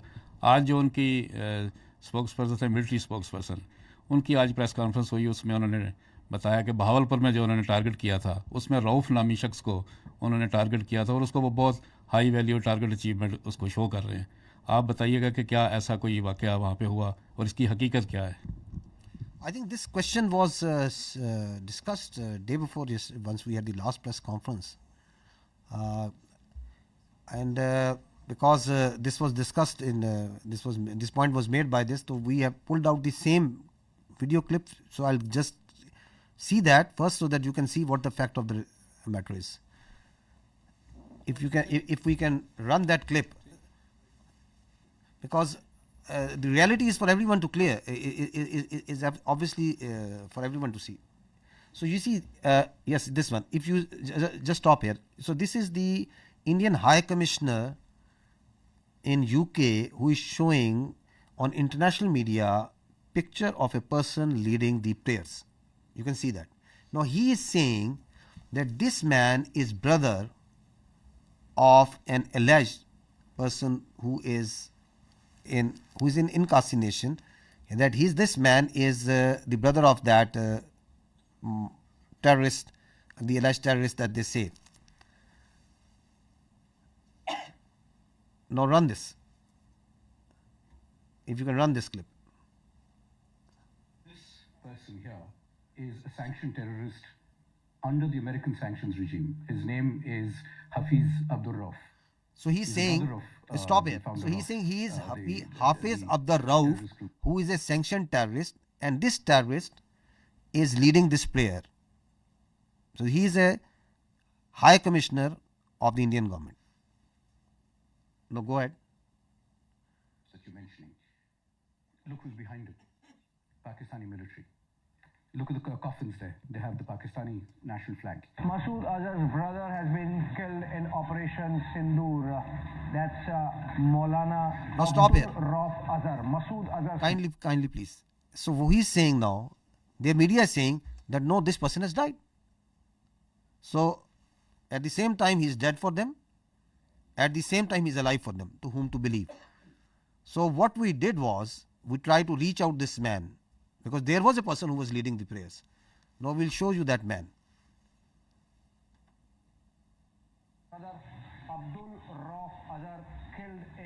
Operation Sindoor. Your own Pakistani military has said that Masood Azhar's family has been killed. I'm quoting the Pakistani military. No, stop here. No, please stop here. Kindly, please. No, the misinformation that is being spewed from the Indian side is being also picked up by international media, because they push it out so aggressively and so much that a very a journalist of an international media is saying, believing that the brother of the story, because that story has been told, has been given to her by a very top ranking official, and she's saying that the military officials of Pakistan have said that. Where is that record? At what time ISPR, myself, anybody has said and made any comment about him? Now he is this man. His name is Hafiz Abdur Rauf, who is actually leading the prayers. And listen to him what he's saying. जी एक जनाजा पढ़ाने की मुझे बड़ी ही शदीद तकलीफ है और रंज भी है कि बगैर किसी तस्दीक के, बगैर किसी तहकीक के मेरे बारे में इतनी बड़ी बड़ी बातें और बैनुल-अक़वामी चीज़ें बयान कर दी हिंदुस्तान ने और उनके मीडिया ने, जो बिल्कुल ही मुज़क्का खेज़ है, जिसका हक़ाइक़ से क़तन कोई ताल्लुक़ नहीं है। मेरी ज़िंदगी सबके सामने है। मेरे माँ बाप उस्ताद थे, मैं खुद तालीम दोस्त आदमी हूँ। मैंने पहले कॉलेज में पढ़ा, स्कूल में पढ़ा और बेहतरीन मेरी एजुकेशन रही। So he's saying, I am surprised that I am being talked by the Indian media. So my parents were teachers. He's got 3 daughters, son, and he is born in March 1973. You can see his details, family details and everything over here. So we are actually surprised that even today, then again, they have come out with the same thing. So it is now getting, it's a little flabbergasted that whatever they are telling, why they are telling, and what to believe, what not to believe.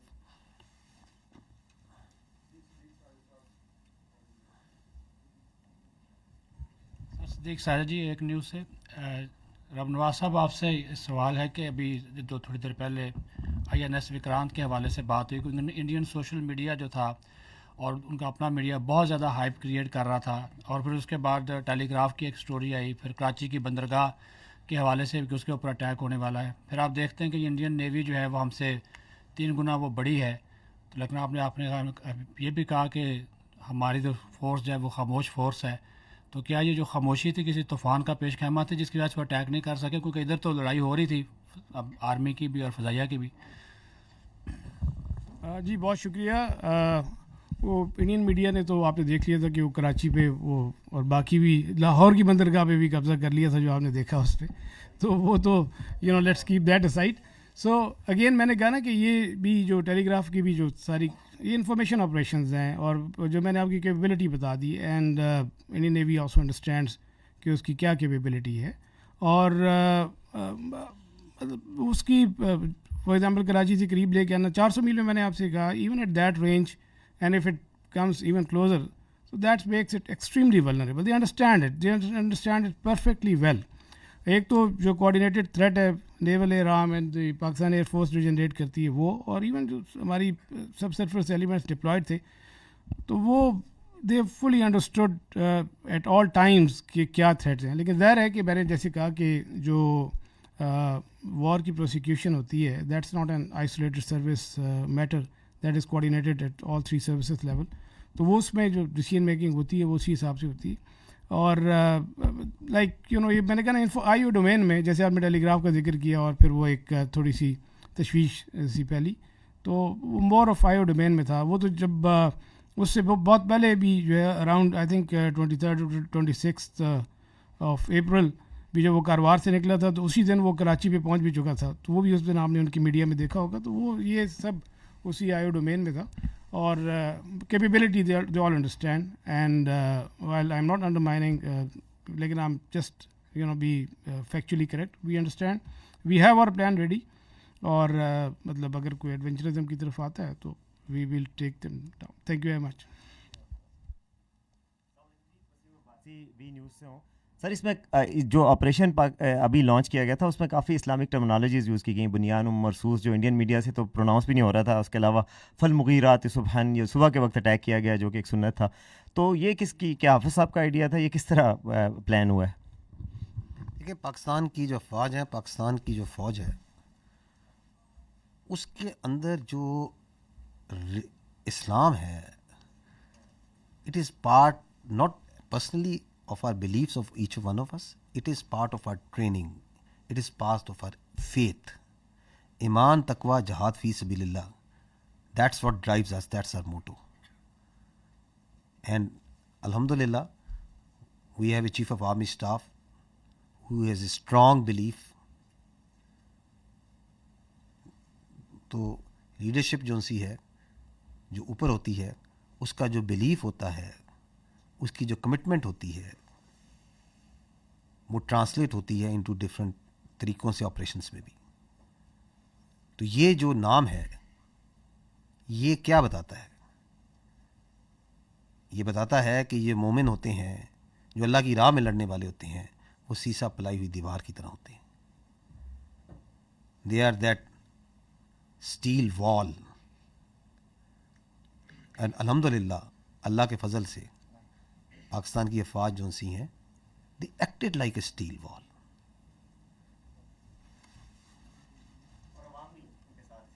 जी, बगैर किसी शक के, मैंने इसलिए शुरू में कहा कि सबसे पहले हम अल्लाह सुब्हानहू तआला के आगे सजदा करते हैं, शुक्र करते हैं, फिर हम पाकिस्तान के अवाम का, पाकिस्तान के यूथ का, पाकिस्तान के मीडिया का, पाकिस्तान के सियासतदानों का, तमाम पॉलिटिकल पार्टीज़ का, इस वक्त जो हमारी पॉलिटिकल लीडरशिप है उनकी हौसला मंदी का, ये जो आपने रिस्पांस देखा है, it is the all elements of national power, how quickly they came, how quickly they gel together, and they were all that steel wall.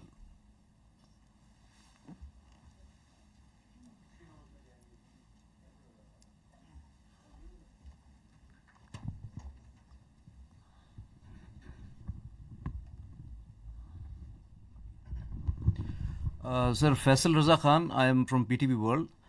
My first question is related to Pakistan Air Force. Beside the congratulations, you have got 6-0. Definitely.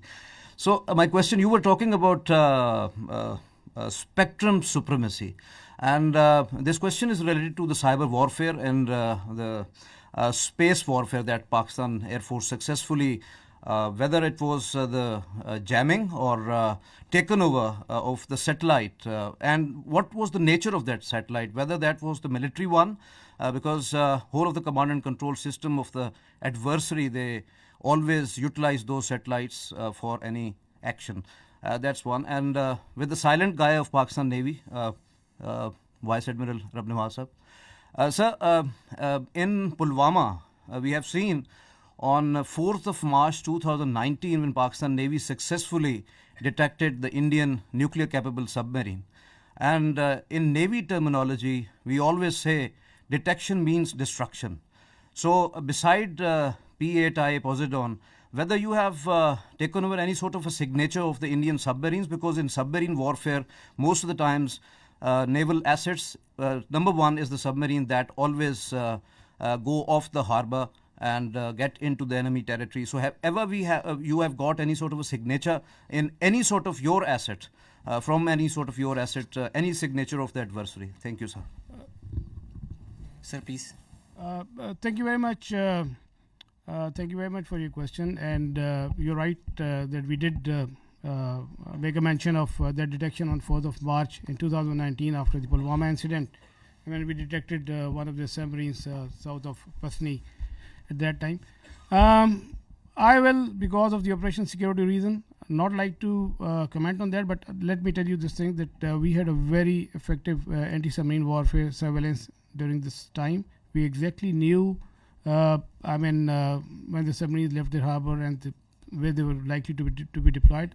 And we also had a very effective deterrence operation in play, which I think they were successful in keeping these submarines at bay.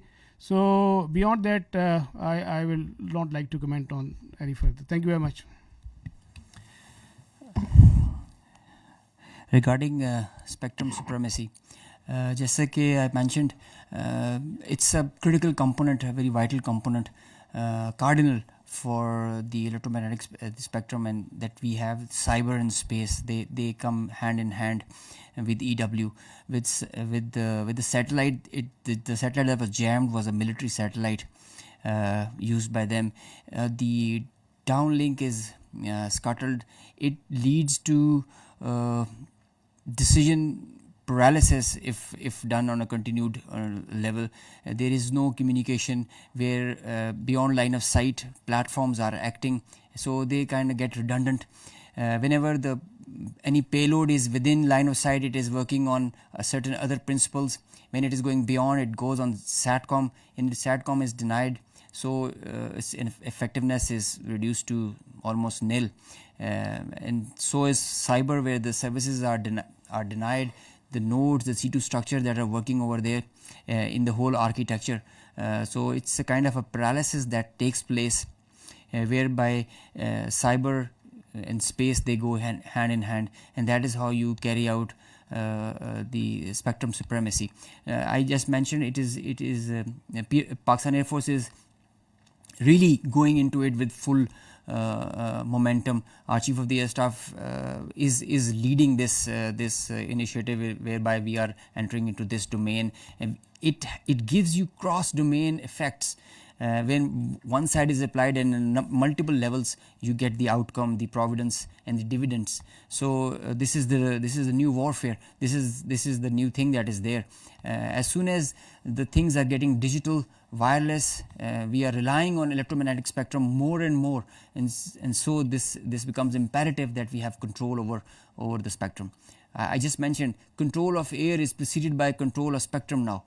Through spectrum and EW, we were able to see beyond our radars, and we had, as I mentioned, I showed you, we had correct, precise IDs of the projectiles and the platforms that were taking off, and thereby we could react in time and respond in the way as you just saw.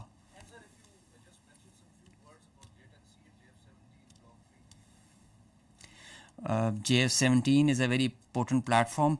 Pakistan is employing them very effectively, as you just saw. JF-17 is the pride of Pakistan, and the Block 3 has added potential, enhanced combat potential and effectiveness with the payloads that it carries. All these targets that were engaged were done by JF-17 Block 2 and 3. It has the ESA radar. So J-10 is a very good thing. As you saw, it's not the fact that the Rafale is a bad plane. Rafale is a equally potent, very potent aircraft. I mean, if employed well, but it's how you're, with all in all fairness and jokes aside, it's all the training. I think it's the, as mentioned, the direction, the leadership that propels you in that direction, gives you confidence, and the support of the nation. That's the foundation the Pakistan Air Force and the armed forces are standing on. The support of the nation, and the way you look at us right now and always do, this is what drives us. This is what drives us. Thank you.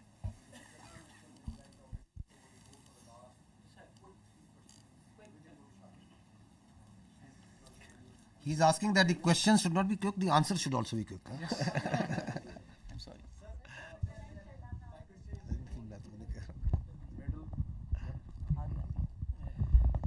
Sir, आज Indians की तरफ से press conference की गई थी, उसमें इतराफ़ किया गया, जब उनसे पूछा कि राफेल गिरा है तो उन्होंने कहा कि जंग में नुकसानात होते रहते हैं, तो दुश्मन की तरफ से इतराफ़ करना कितना उसका इम्पैक्ट है। दूसरा सवाल ये है कि सर, एक दिन पहले जब नायब सदर से सवाल किया गया कि इंडियन पाकिस्तान कशीदगी चल रही है, तो उन्होंने कहा it's none of our business, लेकिन वो क्या हुआ कि एकदम से उनका बिजनेस भी हो गया और उन्होंने मोदी को कॉल भी की, कहा जा रहा है क्योंकि सेंसिटिव इन्फॉर्मेशन उनके साथ लग गई थी। तो क्या नेशनल कमांड अथॉरिटी की जो मीटिंग थी उसके बाद हालात बदल गए, जज्बात बदल गए?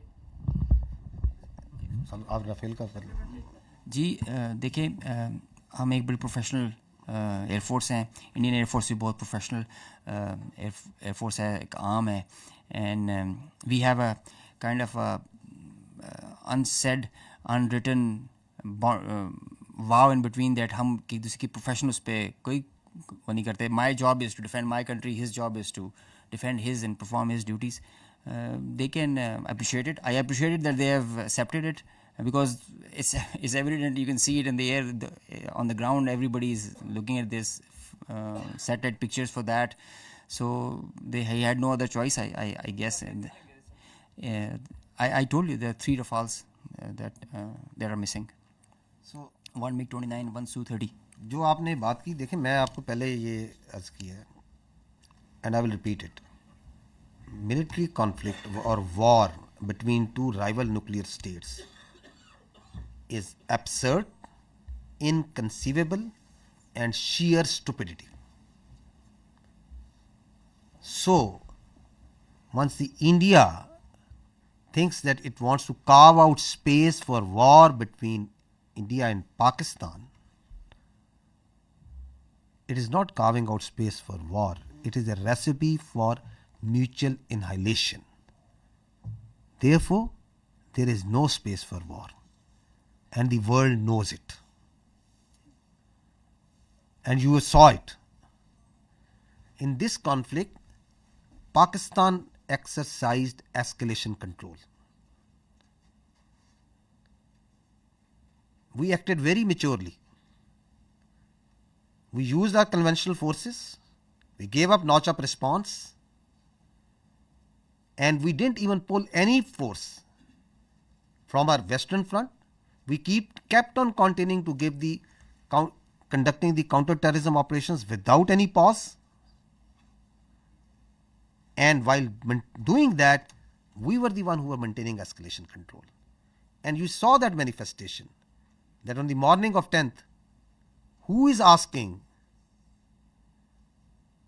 that we don't want to de-escalate, we don't want to escalate, and if Pakistan is willing to de-escalate, then we will also de-escalate. Who is asking that? Publicly. So the escalation control was with Pakistan. We were acting very maturely, and we understand that this is this notion of carving out space, it is madness.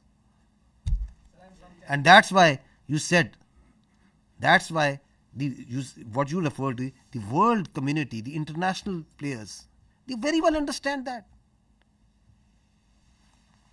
Sir, I'm from Chinese media. My name is Yusuf Khan. So my question is that, sir, there is a news on foreign media and also on social media. Sir, my name is Yusuf Khan. I am from Chinese media, CCTV. Sir, there was a news on foreign media and also on social media that Pakistani Air Force entered the Indian airspace. I just want to know this, sir. Okay, let me answer you before the AVMs gives you the specific. Please, if we have to stay away from what's all coming on media and social media. If we go as per the conduct of this military conflict by the media and social media, then there were 15 attacks that Pakistan made. Karachi is already burned. Quetta is gone. And God knows what all has happened. There's a female pilot also in our captivity. I don't know. So let's try to stick to the facts and let's not try to stay what the media or social media is saying.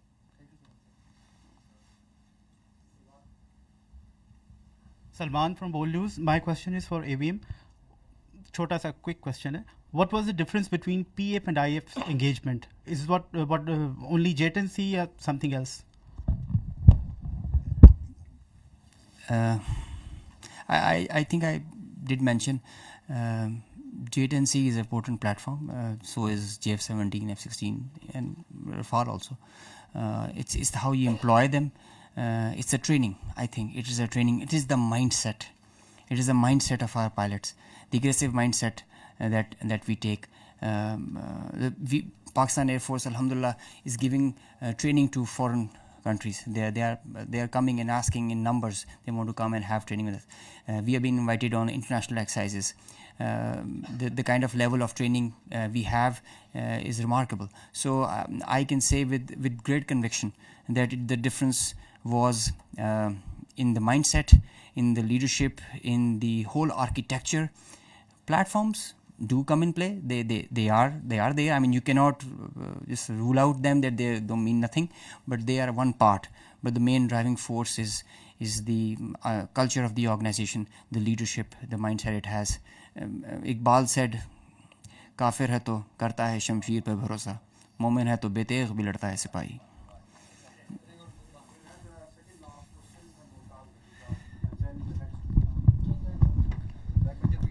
जल साहब, वैसे तो पहलगाम के फ़ौरन बाद जो disinformation operation launch किया गया था इंडिया की तरफ से इस कॉन्फ्लिक्ट के ऊपर, वो उससे सारी दुनिया आगाह हो चुकी है, मगर एक इंतहाई गैर जिम्मेदाराना ख़बर जो वहाँ पे फैलाई गई और फैलाई जा रही है वो यह है कि हमारी न्यूक्लियर फैसिलिटी को करियाना के करीब जो है उन्होंने हिट किया है।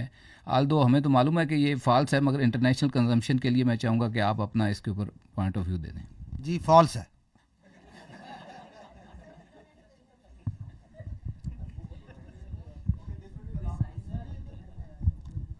डी साहब, थैंक यू। गज़नफ़र साहब, आपका तो बहुत शुक्रिया कि मुझे सवाल करने का मौका मिला, और मैं ये भी रिक्वेस्ट करूँगा कि बार बार जिस प्रेस कॉन्फ्रेंस में भी हो मुझे सवाल करने का मौका मिले। और अला नूर वज़ीर हूँ, मशरिक़ पेशावर ग्रुप से। मेरा सवाल ये है कि भारत और पाकिस्तान दोनों एक दूसरे पर दहशतगर्दी के इल्ज़ामात लगा रहे हैं, तहफ़्फ़ुज़ात, तो ये इल्ज़ामात या तहफ़्फ़ुज़ात कैसे दूर किए जा सकते हैं? मिल बैठ कर किरदार अदा करना चाहिए दोनों ममालिक को। और दूसरा सवाल मेरा ये है कि अगेन अगर मतलब इस तरह ड्रोन आते हैं तो गिराने के लिए क्या अमल है? और साथ साथ जो मतलब भारत की जानिब से आपने बात की लोगों की कि हमने लोगों को टारगेट नहीं किया, तो आपका लोगों के लिए मैसेज क्या है और फिर भारतीय आर्मी के लिए आपका पैगाम क्या है? देखें, वो जो ड्रोन है वो 84 से आपका दिन नहीं भरा जो हमने गिरा दिए हैं। जितने आए थे गिरा दिए, ठीक है, आएंगे और गिरा देंगे। तो आप please there is no issue, remain totally comfortable. Whatever they will send, whatever they can send, with the support of the people of this country, your armed forces have the capability to take them on. Absolutely no issue. जो आपने पहली बात क्या की थी?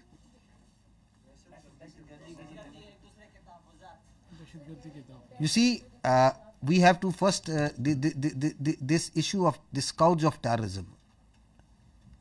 Who is facing it? It's Pakistan.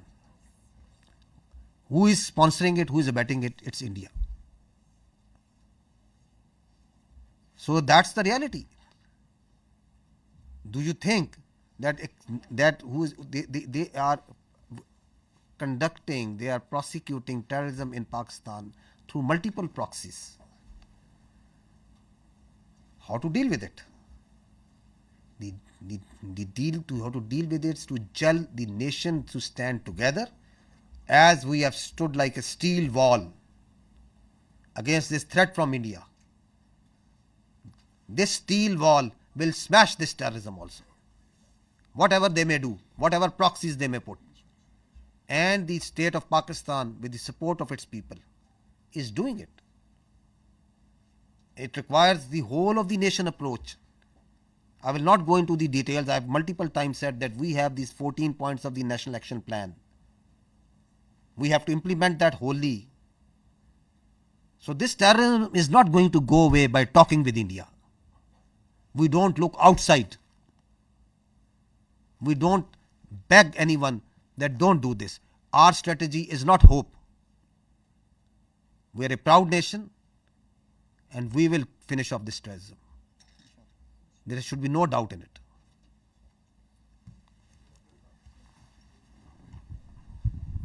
Thank you very much sir. Asghar Ali Mubarak Daily Mail से हूँ sir.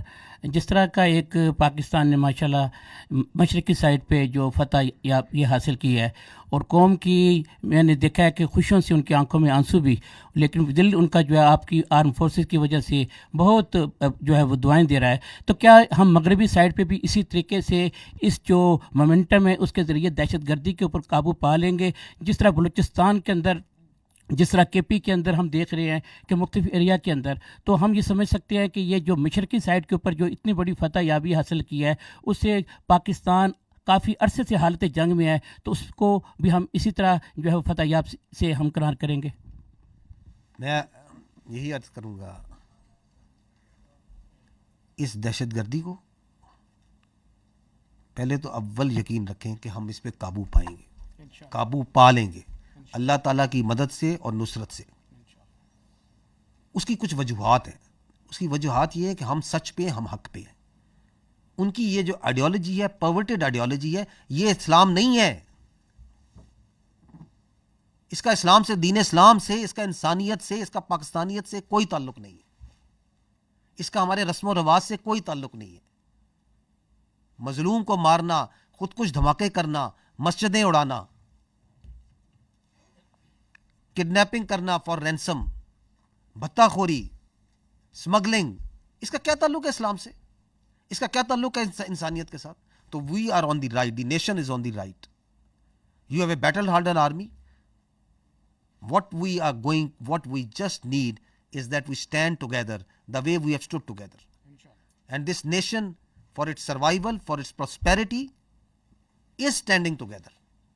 आपको नजर आ रही है ये कौम मुत्तहिद, इकट्ठी, एक अज़म, एक चमक हमें नजर आ रहा है, आपको नजर आ रहा है।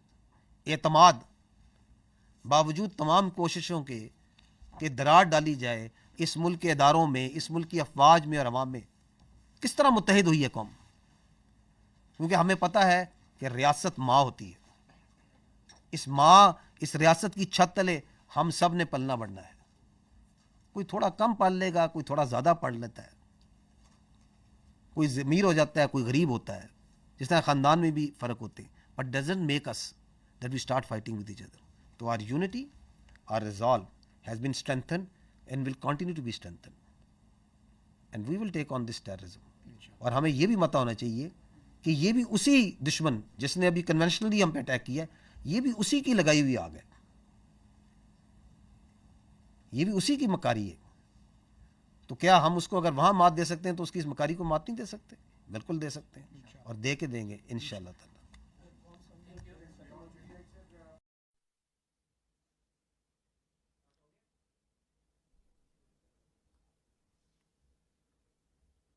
तलावत।